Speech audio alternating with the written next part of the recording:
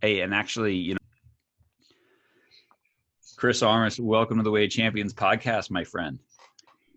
Thanks for having me. Love being here. I was doing the math the other day and I was like, oh my God, like we've known each other almost 40 years now, which kind of says how old we are, but also that's kind of scary. It's been a long time. We've known each other, but yeah, it's some really good memories with you, man. I'll tell you. Yeah, for sure. It's just awesome to have you on. We've been trying to make this happen for a long time, and obviously you have an incredibly busy schedule as the Red Bulls head coach, and are on kind of a forced hiatus right now. It's a little bit surreal out there. What's going on in your world? How are you keeping your team prepared and ready, and when everything is so uncertain, especially in New York? Yeah, look, it's certainly uneasy times for everyone, and it brings everyone back to what's most important, like real life issues, and the way I end up talking to my players and the staff, it's the same way you talk to the family. So it's really right now about staying home, staying safe, looking after each other, but really trying to just follow the guidelines from the government, right? Just staying in this little quarantine, if you will. So yeah, and then it becomes about getting really creative with the time, for physical health, for mental health, the whole bit. So a lot to consider, but we have time to try to come up with the right plan. Yeah, and nothing brings it home more that these aren't just soccer players you're working with. They're human beings, and they have wives, and they have children, and they have parents, and some of them are international, and they can't see their families. It's a tough thing, isn't it? Well, for us, it's a really our club, and the way I try to lead it always is about the people.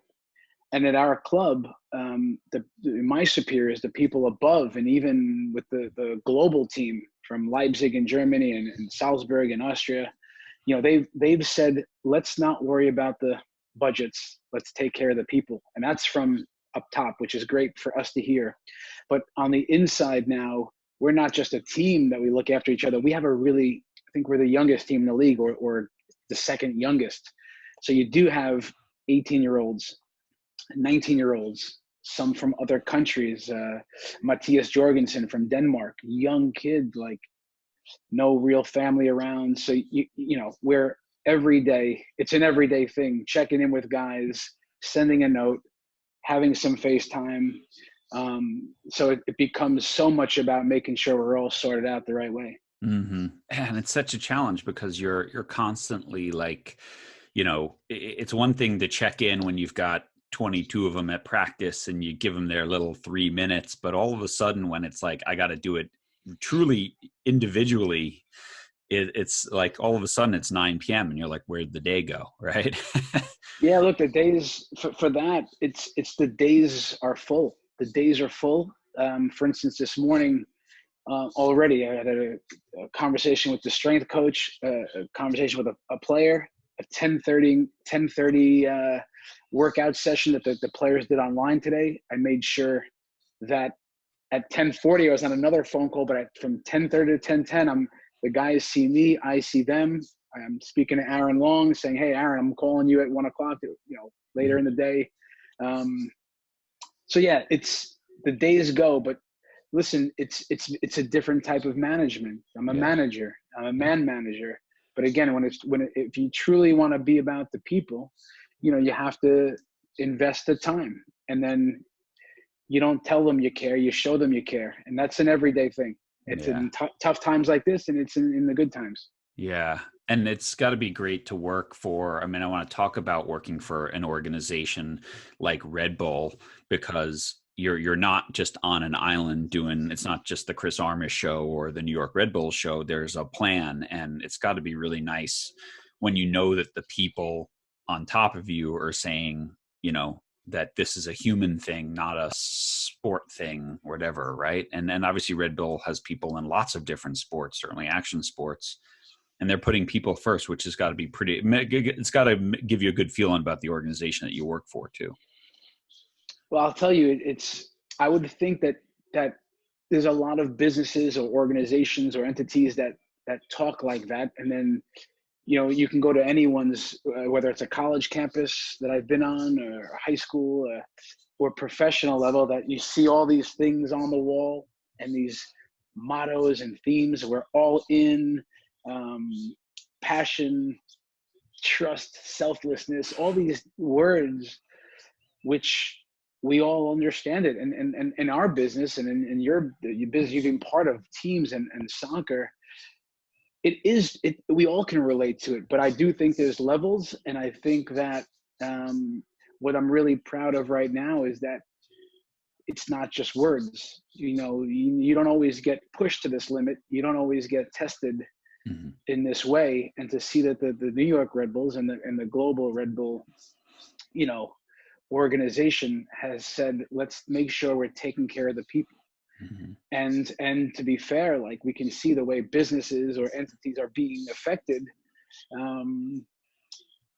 to see that our company, at least right now, and you never know, but we're not getting rid of anyone. We're not cutting salaries. Everyone's getting paid, and that's been the directive. So that's comforting in a difficult time right now. So it's good to be part of something special like that, especially in tough times. Well, I think what you said is really important, is that there's a lot of organizations out there, be they in business, be they in sport, be they in college sports, where they've got beautiful web pages or lovely signs on the wall, but it's really in times of crisis, human crisis, sporting crisis, right? Like, it's easy to have values when you're 10-0, but when you're 2-8, to know that, hey, we're still on the right path. We're looking at those things on the wall and saying we're investing in human beings, we're committed, we have integrity, whatever that is. That's when you really see, like, in times of adversities, when you really see, do those values mean something, or are they just fancy signs that make us feel good to our sponsors? Listen, it's the message I try to give my children, and I've always given my children, and I've to say, hey, the challenge is not to just be good when it's 70 degrees and sunny, because everyone's good when it's 70 degrees and sunny. Can you be good and not even good? Can you be at your best when things are the toughest? Now, that sounds nice. It really sounds nice. But as we're seeing today, and that's not so easy. It just really sounds nice. And then the reality is that when you get in that situation, it just gets hard. It's hard mentally, or it's hard physically. And the natural response is just to give up, or to quit, or to kind of to bring negative energy. And that, again, with my own children, that's the message. So that if it's a team that I'm coaching, that's certainly the message. And I'll tell you what, if we look back, John, you mentioned me and you going back 40 years or whatever, but we played on a high school team together, me and you, and we won the championship. And I don't think that was based on guys that were, because we showed up only on the sunny days, or we were really good in the 8-0 victory days. We had a bunch of guys that you can trust. You could look left and right, and you had guys that you could rely on. And when things got tough, in the biggest moments, we had a lot of guys that weren't shy of those moments, but were able to I don't know, grow as opposed to shrink, and that's the reality. So I've actually had experiences in my life, in situations like that, in sport. I've had times when I've torn my ACLs, and I've missed out on a World Cup by 10 days. So I've been put in situations where I've learned to be comfortable being uncomfortable. Yeah, 2 tracks, because I wanted to go down that track about dealing with disappointment, or about dealing with uncomfortableness, because obviously I know you so well, and I think people who follow the game in this country, watch you play. But I don't think there's too many players who have experienced the kind of disappointments that you had. Starting back, I remember talking to you in 2000 when you were going to go to the Olympics with the U.S. and you kind of tweaked your knee. It wasn't like an ACL, but you got hurt in the build up to that. And I remember saying, man, that's so disappointing. And your attitude in that moment, you said to me, John, you know, if you had told me 2 years ago that I would have even had a chance to go to the Olympics, like I would have laughed at you. So okay, great. I'm glad I had the opportunity, and it's a real bummer to go, but you know, things are pretty good right now. You remember that moment or Yeah, what you I felt do. there?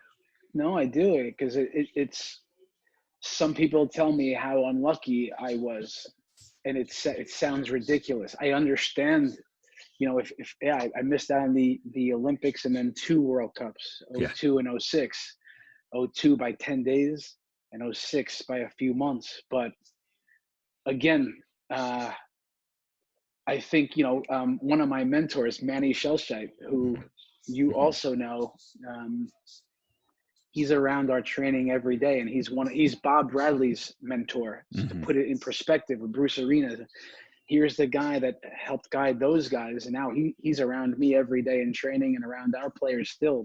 We have him influence our environment, and he says, you know, if what does he say? It's he's got all these little Manny-isms, but Mannerisms. when you change the way you look at things, the things you look at will change. Mm-hmm. And you know, again, how unlucky Chris Armas was.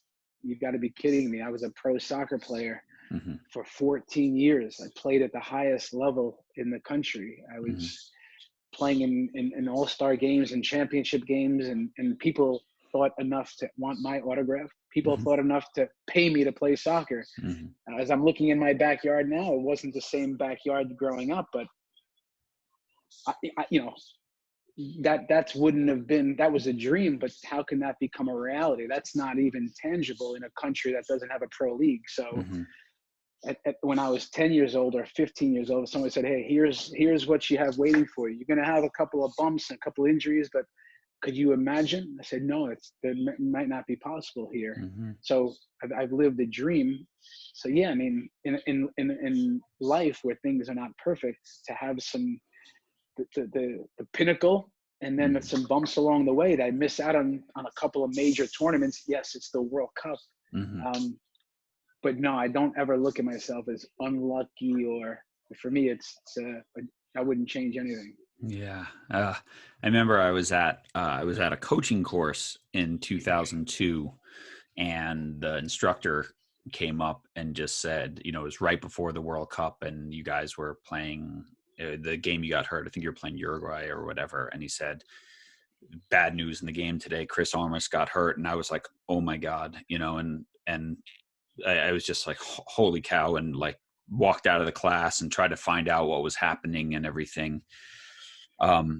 When you did that in that moment, like, did you know that you had hurt yourself badly in that moment, in that game, in that friendly, like you said, 10 days before heading to Korea?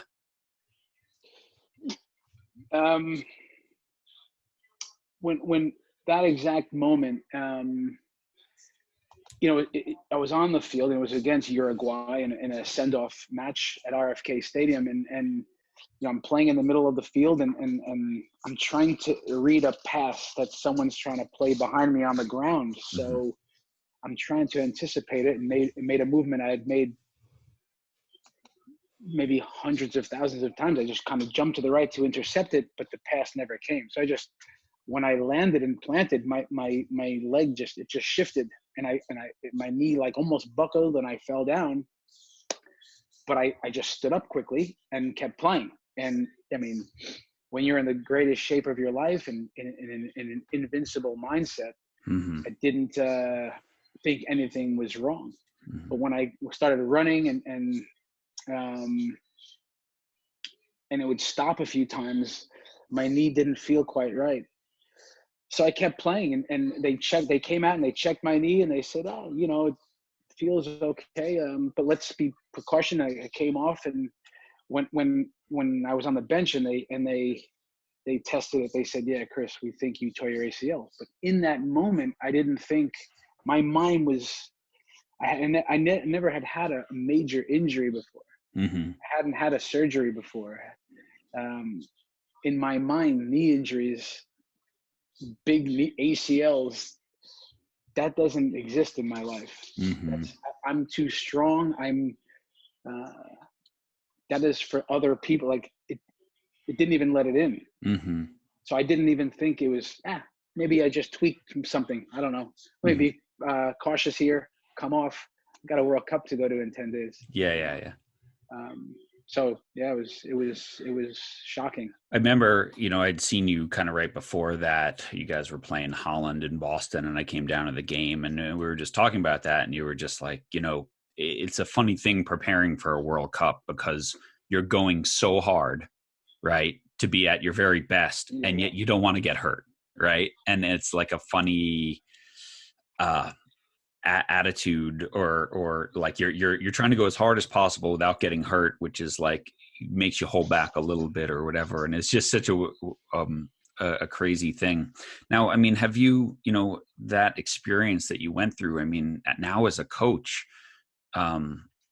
you get to talk, or even when you were still playing and you were a senior player at the Chicago Fire, I mean, you're mentoring, you've always mentored the young players on your team. You've always been the guy who tells them what it means to be a pro. That experience is, probably served you well in all those conversations, hasn't it?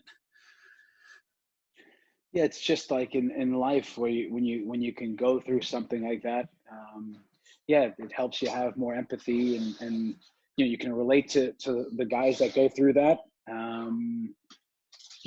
And then it even maybe helps the connection even with the players. But, we had a kid, Florian Valo, on our roster now. He's gone through 2 ACLs on his knees, and it hits home a bit more where I can spend, I can help a guy through some of the rehab and say, hey, listen, that little pain on the front of your knee, that's normal. Mm-hmm. It's okay. Or when they start training again and the sharpness isn't there, say, listen, you look great. And then checking in with those guys, because it's a mental part of it, because it's a lonely place. It's a difficult place to be. And I know when you're 4 months away, it seems like it's a lifetime. The thing you love maybe most is taken away from you. So yeah, going through those injuries has helped me to tell the story a little bit, but relate to my players in a unique way. Yeah. And I mean, I think also, one of the things when we had Steve Kerr on the podcast, he talked about as a coach now, he said most of his career, right, with the Bulls, with the Spurs, he won all these championships, but he was usually a bench guy, right? He was usually the guy who came off and shooting threes and that. And he said, so as a coach, he goes, I really pay a lot of attention, not just to the Steph Currys of the world, but the 10th guy on the bench, because like I lived his career, right? And I know what's going through your head. When you're Michael Jordan, you're not worried about your next contract, right? But when you're that guy who's the reserve, he goes, you gotta connect with that. And I thought that was really cool, because I think sometimes as a coach, we can forget about, those guys, the 18th player, the 19th player, the guy trying to break through to the first team, what's going through his head in that moment. Because it's not the same as, when, you're a top player, right? It's not the same as the person on the upward trajectory. And I think it's so important as a coach to remember that. And I think your experience being sidelined at least helped you with that, doesn't it? Yeah, listen, I think that helped me. Probably did. It definitely, when you have an injury or if things don't go your way and you're not playing, yeah, you can relate to the guys that are injured or not playing for sure. But I think more so it's I go back to who I am as a person, and it's back to my parents, who they taught me right and wrong. They taught me to think about other people. I think they taught People, me right and wrong too a few times. So, but you know what, man? I think I go back to my childhood and to some of my friends, John. yeah. I mean, not just because it's this phone call, but I was around people like yourself, your dad, Bonayudo, different coach, one of our coaches, and then yeah, maybe it's just how I was wired as a kid, and the values that I thought about the kid that maybe wasn't the most popular guy. When I became a pro, I would ask the team administrator when we get to a certain road trip, hey, what are you doing for dinner? I didn't do it all the time, but I realized that there might be a person that didn't have someone to go. And then now along the way, I mean, even when I was at Adelphi University as the women's coach, the AD at the end of the year gave us an evaluation. They said, Chris, we give the players these anonymous where they fill out this document. They talk about it's their chance to just have a go or say it as it is. Yeah. He said, I've never seen, let's call it 25 through 30 on the roster speak this way about the head coach. I'm more proud of that than, okay, we won a conference championship along the way. It was really special. But caring about 25 through 30, let's just say, one, it's important, but two, it's not easy to do that because it's not always see the value in that. But for me, there was real value in it. And now as a professional coach, thinking about not only the entire roster, players that don't play as much, injured players, the second team. Yeah. I called a kid yesterday morning. He probably was shocked. He's Kyle Zajac from our second team. It was his birthday. It's yesterday or the day before. I think it was yesterday morning. And I said, hey, Kyle, how are you, man? Yeah, I'm just back in Connecticut with my family. I'm like, listen, I didn't want to forget your birthday. I'm constantly thinking about, people around and making people feel a certain way. Because I do think, one, it's important. Two, it's what a team's all about. It's about everybody all the time. And I think that's the thing. I mean, the words you use, if you make them feel a certain way, they're going to perform at their best, right? Like if they feel another way, it's going to interfere with them being at their best. And they already have so much interference that as the coach, you can't control. You can't control what the media writes. You can't control what people are saying about them on Twitter. You can't control what's happening on the home front for them or what their agent's saying. But you can control what comes out of your mouth and your body, your body language towards them and calling them on their birthday. And it's got to be authentic, right? It's not like, hey, insert name, happy birthday. Okay, I got to go. Like it's got to be an authentic connection of like, hey, I do care, or congratulations on the birth of your first kid. Please take a week off, even though we have a game. I think if in that moment, it's either invest 20 seconds and send a text message or utilize that I have a little bit more time on my hands, because a text message would have been a nice gesture for me to Kyle, to be fair. Or take 3 to 5 minutes and say, hey, Kyle, happy birthday. It's Chris. And, I didn't have his number on my phone, so I quickly just have to go into like a bull drive on the computer, and I'm not always used to doing that, but get the second team contact. I have a bunch of those guys' number. I don't have everyone's number on my phone, but yeah, man, listen. And, when you make people feel a certain way, they don't forget it, number one. And then to your point, if our job as a pro coach, if our job as a U12 girls or boys soccer team, I mean, you can't tell me it's to win games my job is to win games, but before that, I have to get the most out of every person, the most out of every player.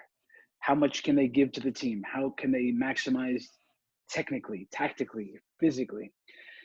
And to get someone to give everything, then maybe you can see how good they are. But otherwise, we get to see the maybe more normal thing that you see out there is players falling short, not maximizing their ability, playing with fear because of that coach, losing the love for it because of that coach. And there's no better thing seeing a player go after it with total freedom and courage, that maybe the coach has influenced that. That's a thing of beauty. Yeah, and I've seen it. And I think, that's the thing that as, especially with Red Bull, right, where you as an organization, an international organization, there is, you said you have the youngest or second youngest team in the league. So you're bringing through young players that 2 years ago were watching these guys on TV, and now you're their teammate. Now you're on the practice field with them. How do you, that kid needs more love. I remember watching Pep Guardiola train Bayern Munich years ago, and his intentional, right. And so here he's got this team, and they've got Schweinsteiger, and they've got, Lewandowski, and they've got all these incredible players, right? All the Germans that just won the World Cup. And during every break in practice, while his assistant coaches would go over and grab Shaqiri or, grab, Philip Lahm and have a word, he was going over to the 18-year-old. He was grabbing the 17-year-old. He was spending individual time showing them how to turn or how to receive a ball or how to scan better. And I just watched him do this over and over and over. And he was so intentional about, Shaqiri doesn't need confidence in this practice right now, but this kid does. Right. Yeah. And I think that's exactly what you're talking about. And that's your daily job, because, hey, you got a practice full of 17-year-olds or 18-year-olds or 19-year-olds. And your organization has had a great track record of bringing through the Tyler Adams and the Aaron Longs and the people like that. Yeah. And listen, it's really every day trying to push the comfort zones, and that's how I think we've been able to get players to grow as people and as players, to understand, where each guy is, helping. Am I really tuned in? Do I know where each player and person is? And every day pushing those guys with training, with messaging, with video, tactics, the whole bit, individual work at times, and to just keep pushing that ceiling where you can see the growth. So it's a big challenge, that part of it. It's a challenge to get the coaching staff, everyone in that's the way, because otherwise you just can't do it all by yourself. And, even now in a pandemic, it's like there's so much time, but then all of a sudden you try to think of everything, and it's you start getting pulled. But yeah, I think it becomes an everyday thing. It's not a sometimes thing, for sure. It's about knowing your players, caring about your players, and now how can you push these guys every day.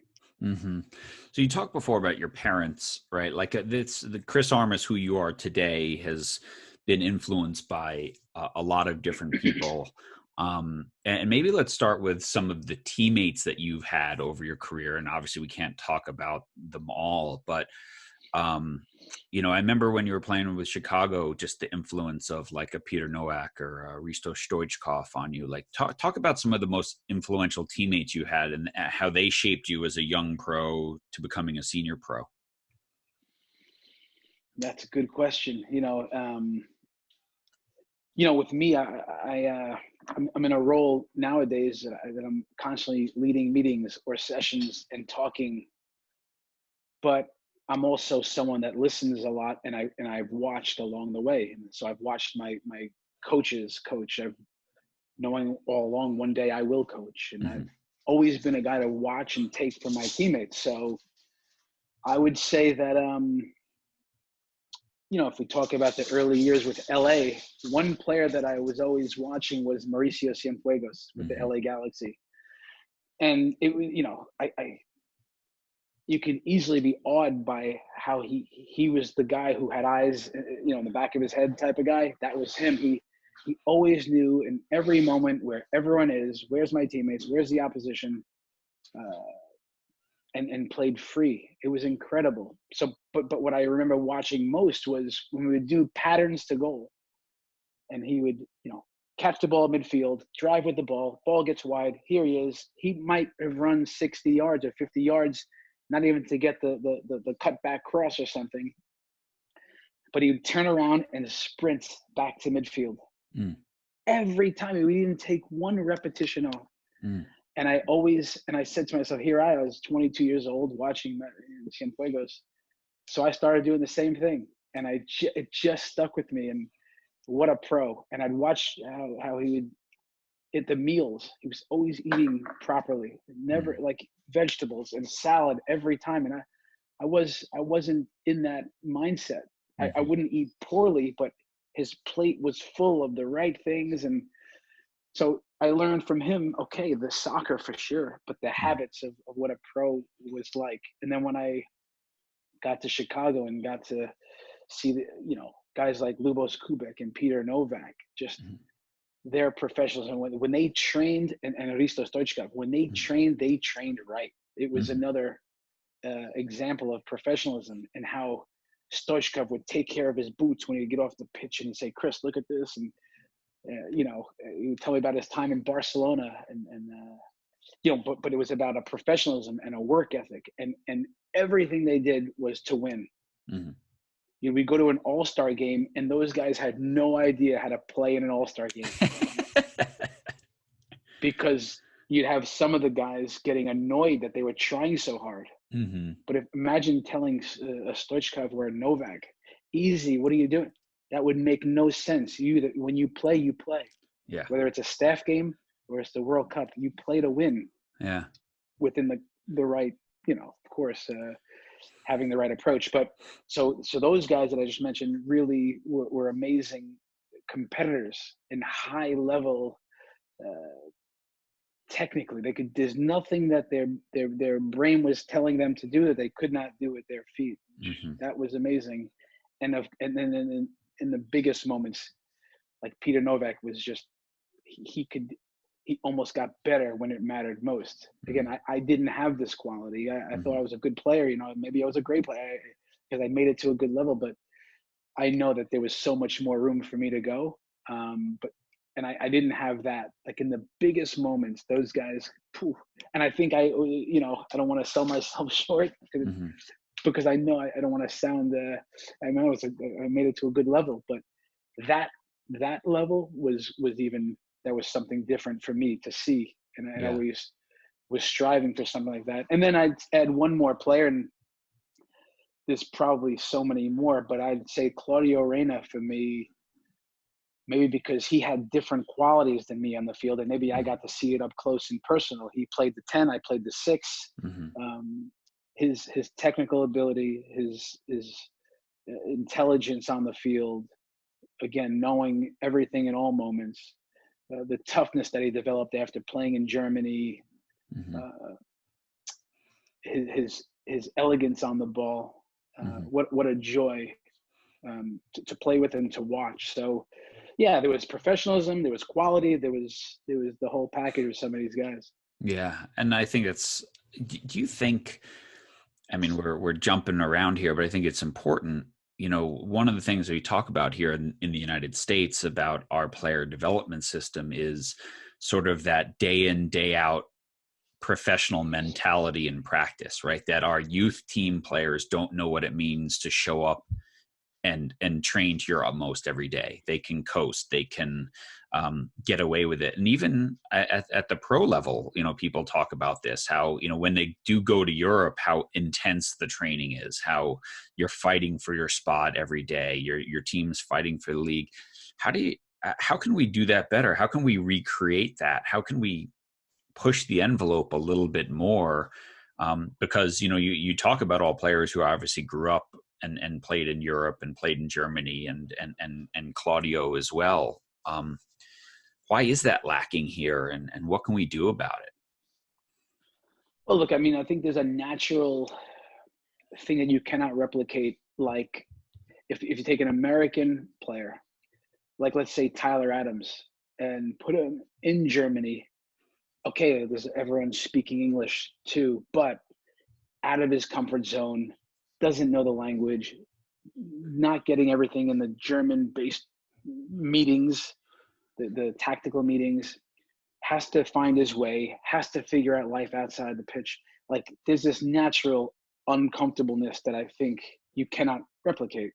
A kid coming to the academy, comes to training, goes home, sees his parents. I think it's a much different thing there. But with our reality, what can we do? Well, I know what I do, and it's every day we're pushing the envelope, that we just create standards that certain things are unacceptable.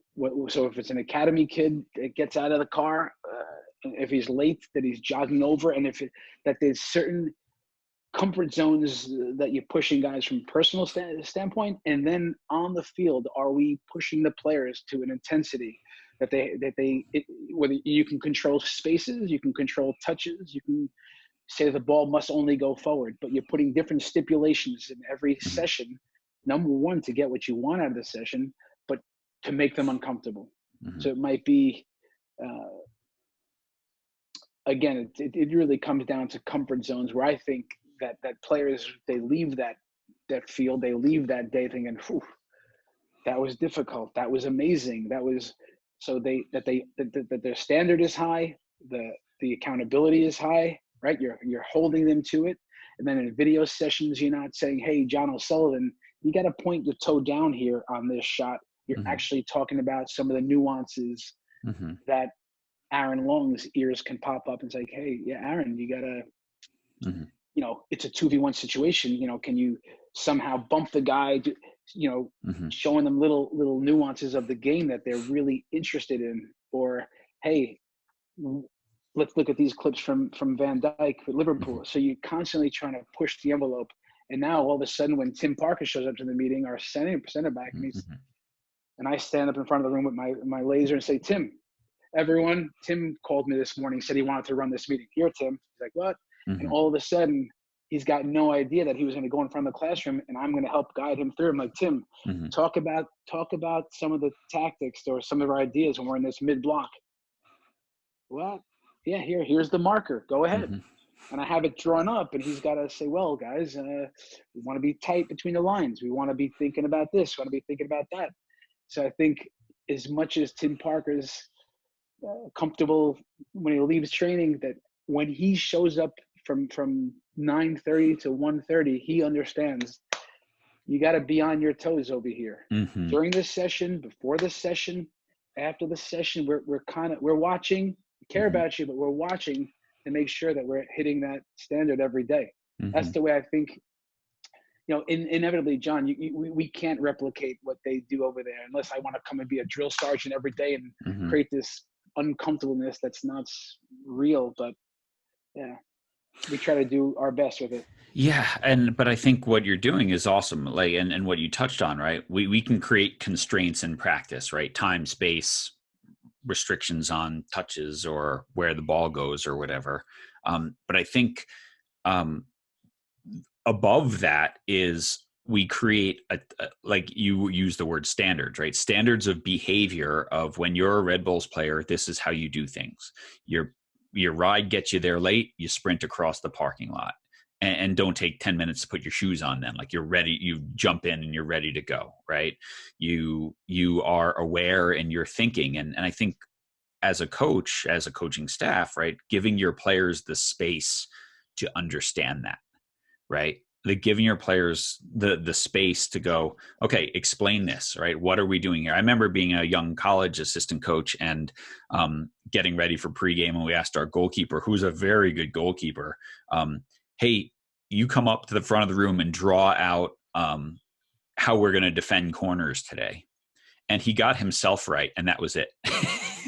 Like his only awareness was, this is me and I'm the goalkeeper, right? And it's like, you know, and at the time I laugh, but I think back about that now and go, that was a failure as a coaching staff, right? That he's not thinking beyond this. Yeah, now as coaches, maybe we think about it a little bit more, but if we're challenging, and it's not just the Tim Parkers, the Aaron Longs of the world, like we should be challenging our 10-year-olds, our 12-year-olds, understand this now, think about the game, because they're capable of doing it. They are, but oftentimes, even as youth coaches, even as pro coaches or college, we think our job is to say everything, do everything, lead everything. We know the answers. Our job is to give them the answers, where I think we have it backwards sometimes. So engaging the players more, letting you know, check for understanding more. Yeah. You know, more questions. Can we ask more questions to see how much they do understand? Yeah, I don't think it happens enough. I mean, I've tilted my teaching / coaching to that, where, you know, I've been reminded way too often where I think something is simple enough, or I've said it so many times, and all of a sudden the player's like, well, what do you mean? What? Like, have I quickly say, how can he not know that? I don't say that. I say, Chris, bad job. You did not do the job, because Yeah. I'm only teaching if he's learning. And if he didn't learn and everyone else did, then it's still, I didn't do a good enough job. So getting players to get it, circle it back to you, getting players to show it or talk about it, having them, answer certain questions or lead certain things. It's amazing. Sometimes we'll say, okay, like a certain player might know a day before Aaron Long that he's going to lead the defensive unit video. So he shows up an hour early the next day. We have maybe 20 clips. He narrows that down to maybe the 10 clips he wants to show. And he's got to, sit in the classroom and get after some of his teammates. Hey, and if he doesn't want to talk about a certain clip, he can say, hey, Sean Davis, can you walk us through this clip? Oh. Yeah. And then all of a sudden it's this expanding the comfort zone. You're getting them to talk about it.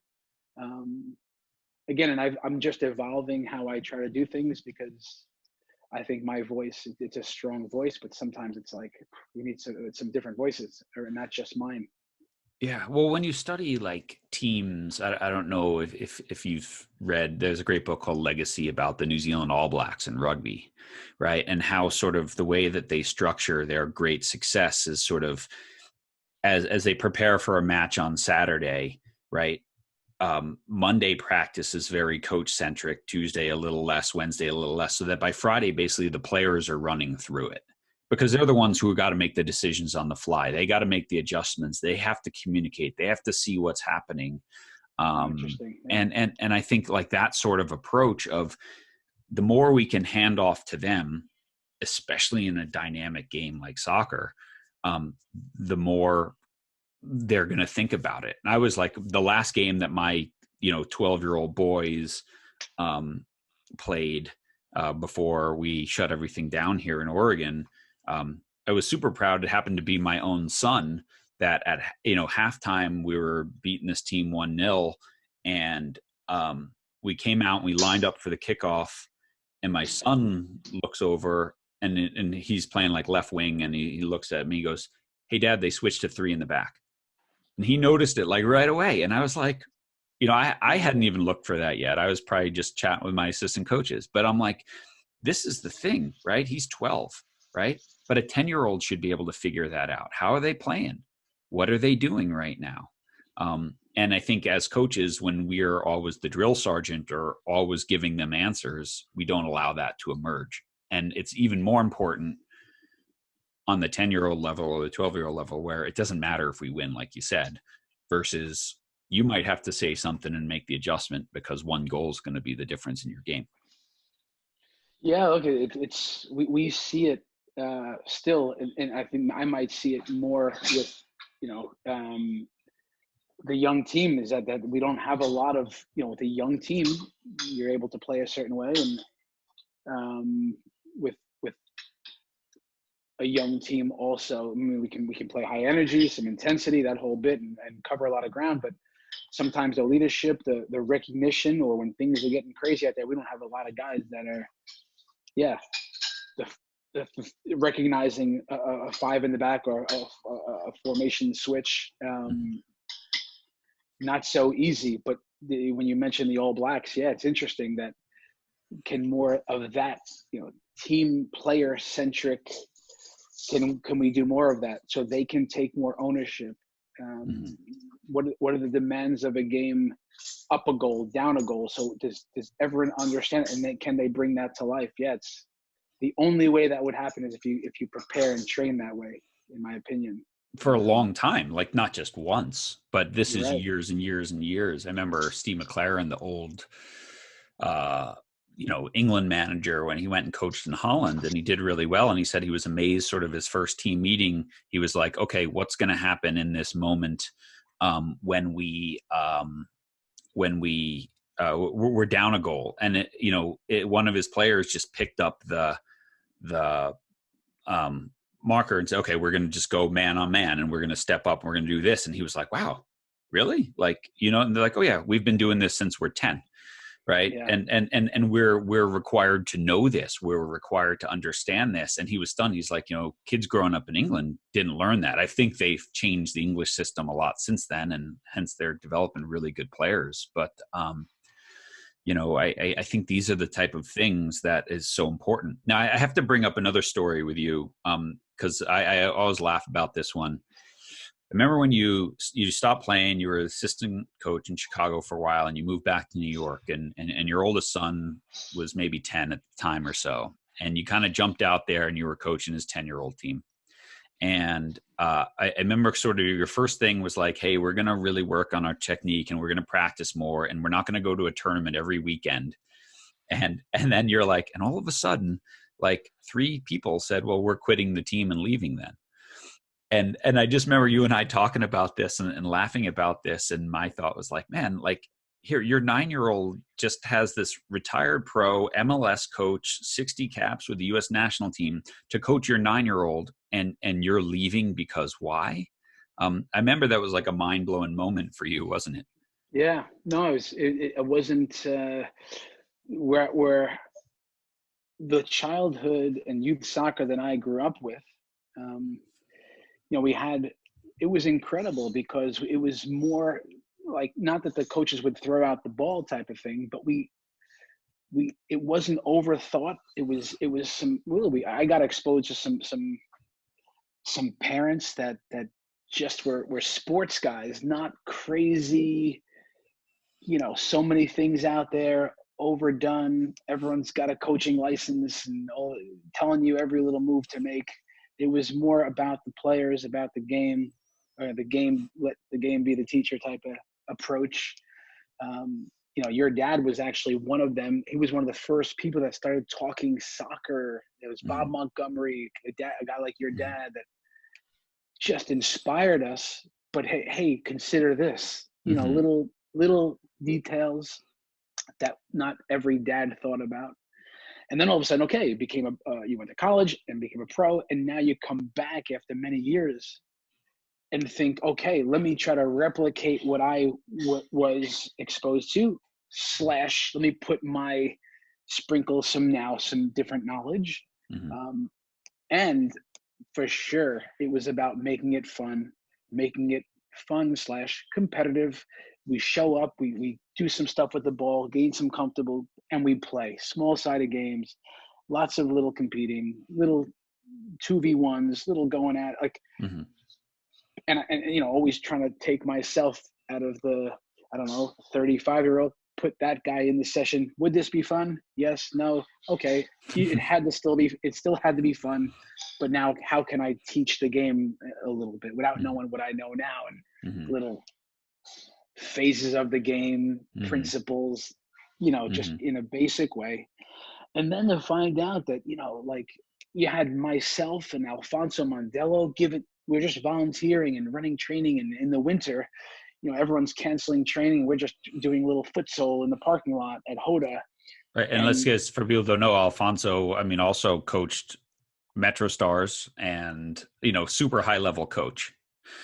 So, it's like Alfonso he's taught me a whole lot. And now here we are giving our time. And now finding out that, okay, we're training twice a week and then a game on the weekend, and people wanted more training. So we went to 3 days a week. No problem. We would go 3 days a week. And then all of a sudden, kids were going to extra training, 1v1 sessions. Some were hopping in other club sessions. And then Alfonso says to me one day, "This is not acceptable, Chris. What did he say? A servant cannot have 2 masters. Yeah. Either they're here or they're there." Like, he is very, this doesn't make sense. And if they want more, we'll give them more, but they don't need more. This is good. Like, they're 9. They're 9. Like, it was just the intensity, chasing something that's not there. It was actually here.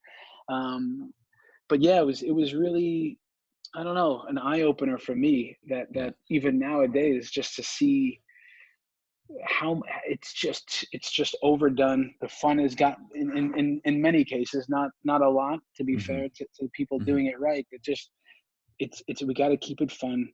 Have to keep it simpler, and because it puts more pressure on the kids. And soccer should not be this, in my opinion. And I think it's all the way through, right? I mean, even on the pro level, it should be enjoyable, right? Enjoyment is like, if you don't love the game, that's when you stop playing. One of the best things is when players come to me and say, Chris, what a session. Great Mm-hmm. session. Awesome. So and it's not like every day I'm just trying to come up with new things. It's not. It's sometimes the same thing, but you can make different stipulations. You can make it competitive. You can make the warm up, it could be a little bit. Look, I put thought into everything, thinking, one, is it effective? Is this going to help us, win on the weekend? Will it help us grow? Will it be challenging enough? Is it enjoyable? It has to be enjoyable, even if it's a little tactical session. Okay, I'm thinking whether it's something tactical, I'm preparing for a match, or even if it's some pattern play, can it be moving in such a way that it's enjoyable? Can the field be wet? Can you have mannequins in the right spot? Can there be some live coaches shadowing? So can you not do it 30 seconds too long than you should have done it? Because then I'm thinking of instead of a passing drill, can it be a little 6v3 rondo, just because, okay, you're going to get the same type of passing, but this is much more enjoyable. And now it's a little bit of thinking involved. So yeah, it's got to be enjoyable. Yeah, no, go ahead. Sorry. Sounds easy to kind of say that, but do we have the know-how? What's enjoyable? Like I think this is enjoyable, but I think we know what kids want to do. They want to play. They want to play, and the pros, they want to play. So you can work on set pieces for sure. And sometimes you got to break it down in the simplest form, but you can also have a set piece competition. Double the box, 36 by 75. One team's got their box, one team's got ours, and you can play. It's a cluster of an activity, but man, it's a lot of fun. It's a lot of fun, and it didn't take away from them working on the set piece, whether it's a wide free kick or this or that or corner kick. You're still attacking the box, defending the box, getting the details right. But when the ball gets cleared, now it's a live game. This could be a 15-minute drill. Yeah. No, I love doing those as well. And then you get to, be there on the field with your whistle and make bad calls and give away free kicks. And it's at least a little more realistic, right? Yeah. And looking for that creativity. All right, man, a couple more questions for you. Maybe on that enjoyment piece. When this whole COVID thing is behind us, whenever that might be, and maybe you haven't thought about this yet, but I think this is a good time for this question. What does your first practice look like the first time you get your guys back together? I don't know. Now, you know what? I've thought about if we get the smaller groups, if we have 3 at a time, do we get 6 at a time? Is one type of thinking. So how, I had a staff meeting about that this morning. Like, we got to be prepared to think about some days we bring in just the defenders. We want to be building out of the back, but we want to also another day be thinking about some 1v1 situations. So we might want some attackers and defenders mixing in. So in terms of a group setting, it's one, I'll have to know the opponent. How much do we, I'm using this time right now. Can we evolve what we do with the ball, let's say, in possession, let's say. But at the same time, as much as I'm looking here, I'm thinking about this, adding to what we do, we have to get back to who we are, because oftentimes our success is how good can we be at who we are. We're a team of pressing and counter-pressing. And so that first session back, I would imagine, is going to be smaller spaces, competitive, lots of energy, bringing it all together, competing, just getting the guys right back to, wow, I can't believe how much I missed being here.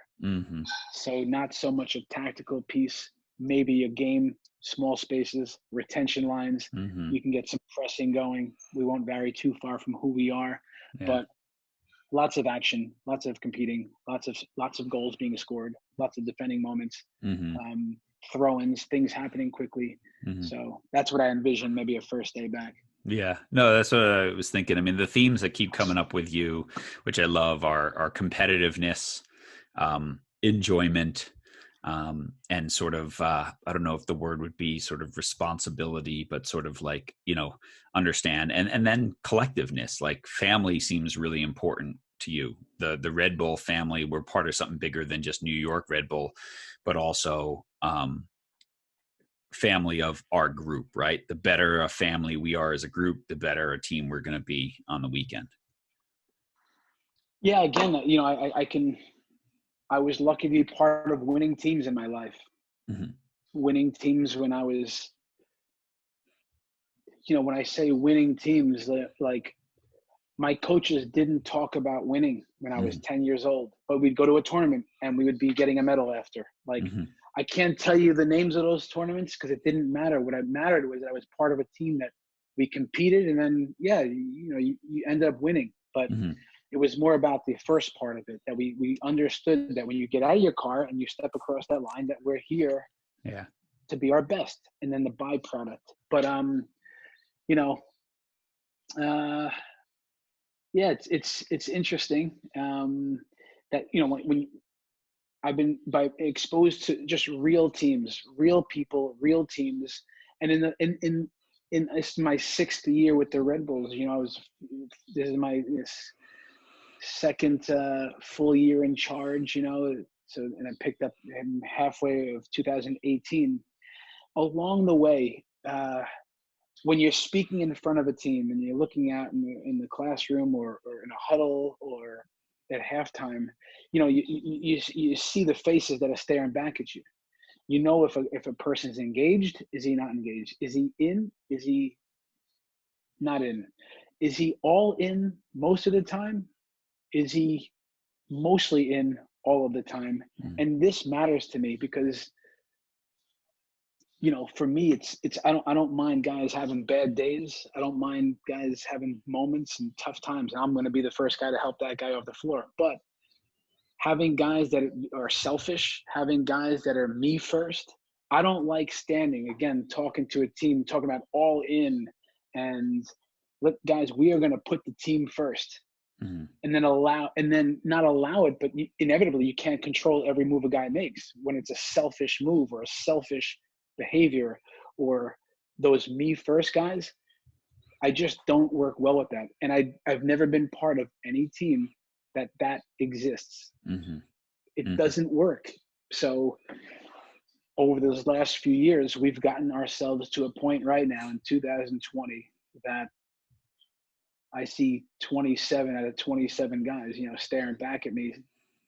And again, they might not like a certain thing. They might be on the outside looking in, Mm-hmm. in terms of playing minutes. But a guy staring back at me in, Mm-hmm. and that is really an enjoyable thing. I feel proud of that, and I feel that gives me energy every day when I show up. That player appreciates what we're doing. He knows we care about him, and he's willing to give as much as he gets. So we ask ourselves a lot, how much can you give around here? Ask yourself that question. Mm-hmm. How much can you give around here? And I make sure that the staff we give, and we give more. You give us, if you give me X amount, you're getting this much back. And the more you give, you realize in a team setting, you end up getting a whole lot more. Yeah. And this is player to player, coaches to player, us to the woman Nancy who prepares our food every day. Yeah. We really try to, and that stuff, I don't think it sounds cheesy to people, but of course there has to be tactics and game planning and things like that. But for sure, the things that really make a difference are a togetherness, are the competitiveness, our team, our energy every day that's Mm-hmm. contagious. That's at least what I believe, and that's what I've been pushing every day now. Yeah. Well, it's a great, I mean, again, what you said, we talk often on this podcast that your influence is never neutral. And just like Mauricio Cienfuegos years ago influenced you of what it means to be a pro, having one or two players not bought in, they're going to influence other people, right? And I'm not going to run. I'm not going to press this ball. I'm not that guy, right? That's going to influence. And a younger player is going to look at that and say, how do we react to that? I read this great book, and they were talking about when Pep Guardiola took over Barcelona and his first press conference, right? He obviously was a phenomenal player, but never coached at the highest level. He said, Ronaldinho, Deco, and Samuel Eto'o, they're not going to be with us anymore. Right. The world player of the year, the, Deco, phenomenal player, European player of the year, and the African player of the year, they're not going to be with us anymore because they're not bought into how we're going to play collectively. Right. And they were influencing people off the field. Like it was like they said something like Ronaldinho's last year with the team, 11 first team players got divorced.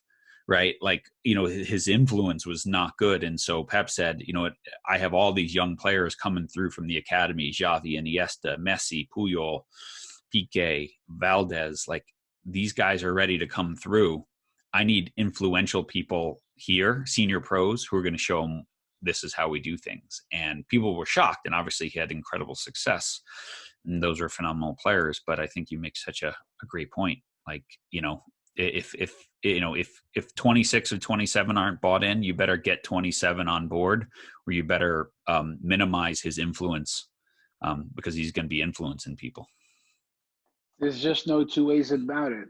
And every coach would probably say yes, they want to have that team that's all about the team and team spirit and a team of givers.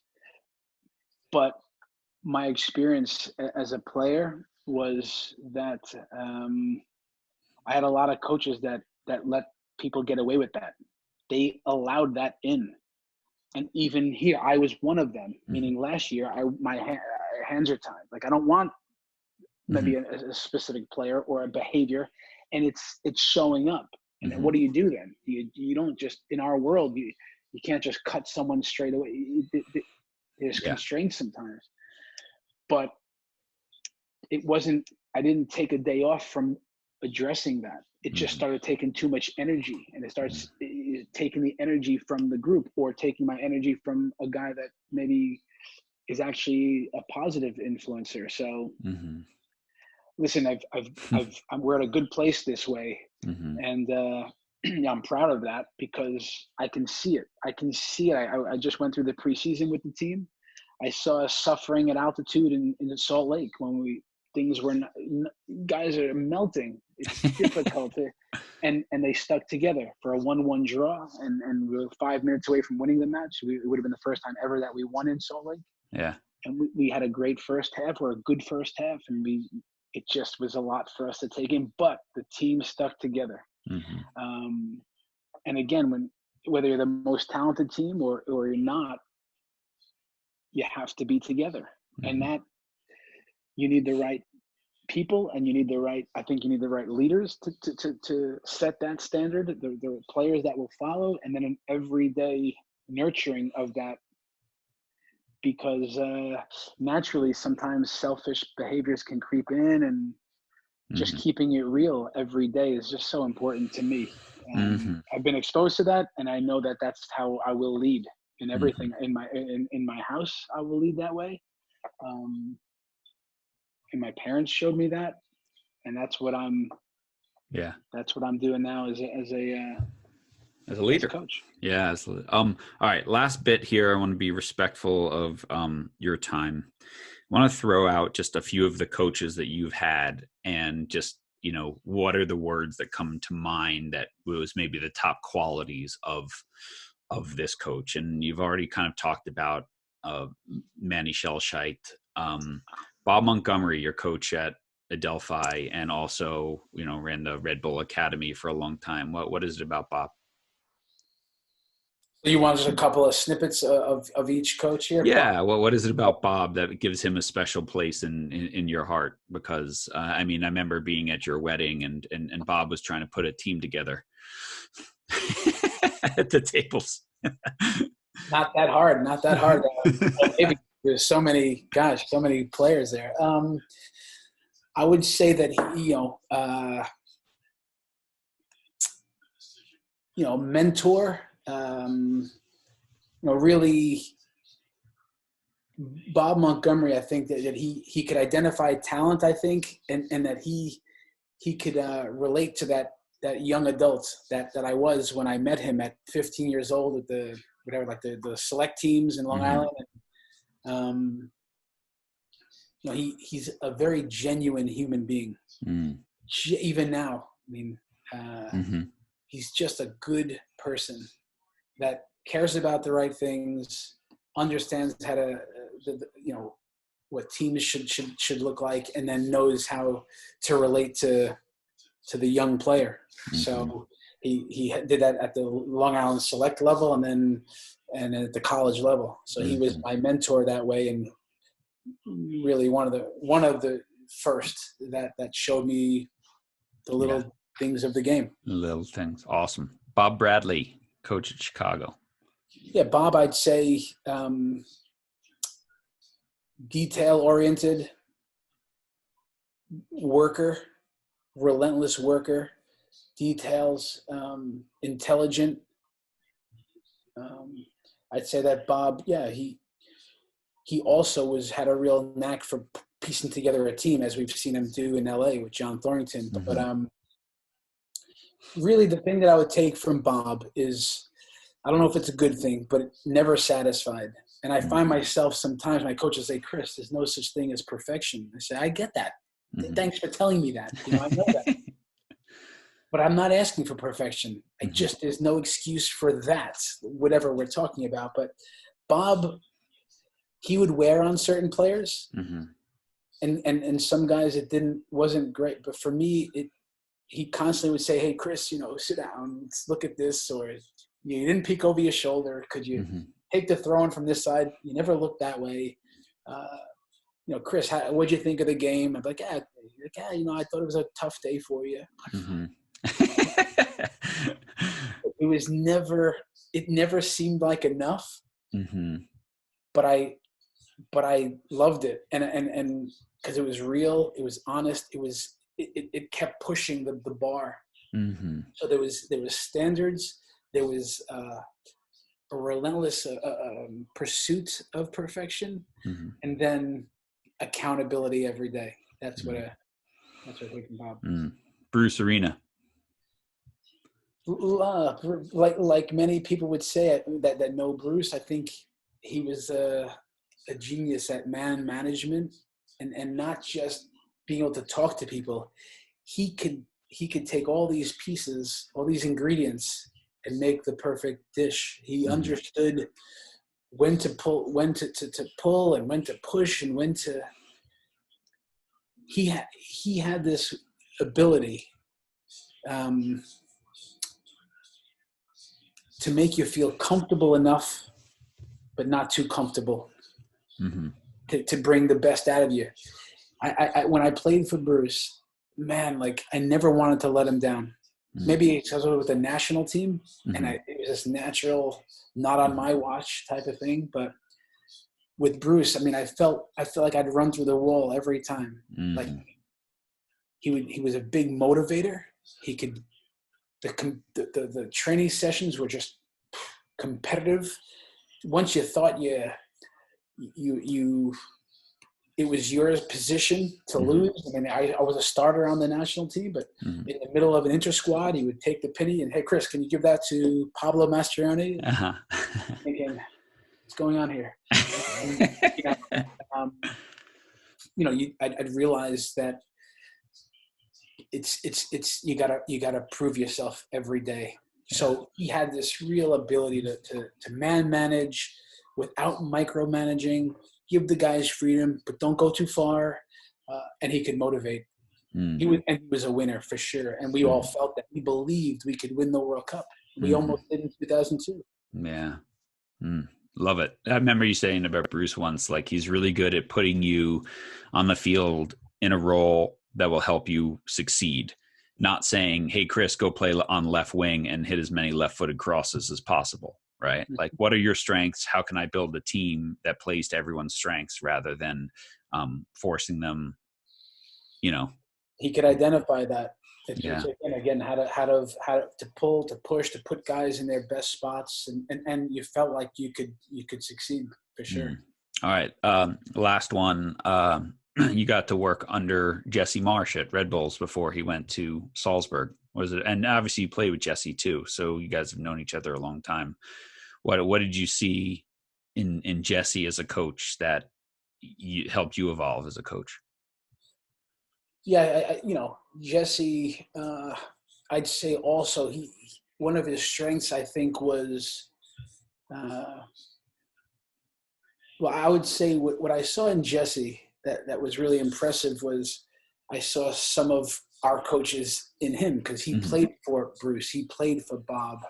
Um, so I saw the motivation aspect that Bruce could give, the work ethic details that Bob could give, and then what I thought Jesse, because I think two things that were really interesting with Jesse. One, he's just a really intelligent person. He can juggle a lot of things in his brain at once. He can, he talks about compartmentalizing. I say, Jesse, listen, I know what you're saying. I have one compartment here in my and so I think it was really interesting that he was intelligent and he can think about a lot of things at once in a really interesting way and bring it together. But what I'd say is that made him different from some of the coaches I spoke about already was, and that I can relate with, is that he really outwardly showed a care about his players. He'd go out of his way to go the extra distance for his guys, to check in with players, he understood the importance of that. And every day I got to see a guy juggling a lot of things. I got to see that same guy, thinking of game planning and tactics 30 minutes before he's got to present it to a team in front of a classroom. And then spending his morning going around and stopping in the training room and checking in with the people, players and staff. So I thought Jess had a really good balance in a lot of ways. Awesome. That's like perfect. I love it. You and I have had all those conversations, but you kind of hit on the points that I wanted you to hit on, which is great. Good. Well, listen, any final thoughts or parting words of wisdom for our audience? We've covered so much ground here, but maybe, we have a lot of youth coaches and high school coaches here. So just in this game of soccer that many of them coach, or any youth sport, any final words of wisdom of, like what makes you sometimes drive in your car and you see some, I asked Landon Donovan this question, like, what do you see when you're driving your car and makes you want to pull over and say, stop that right now? And any final words of wisdom? Yeah, for the coaches out there, I still think being humble is something really important. Let's all remember it's about them, not us. We're only teaching if they're learning. I think, the more I learn what things, and I'm gaining knowledge, but the more I live, the more I learn how much I don't know. So there's so much to learn. But, I would say, if I could, speak to those coaches, to say, hey, let's keep it fun. You can keep it competitive, but keep it fun, keep it enjoyable. And I'd say, like, our goal has to be to get the most out of each player and person.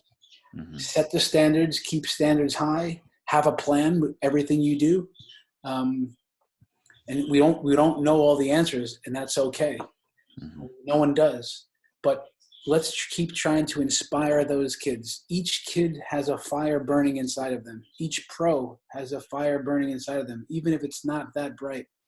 And our job is not to, start new fires. It's just to be the gasoline that can just, get that fire burning brighter. And I think that if we keep thinking it's about them, it's about their journey, how can we do that? And you have to work at that. And if it's not working, it's your fault.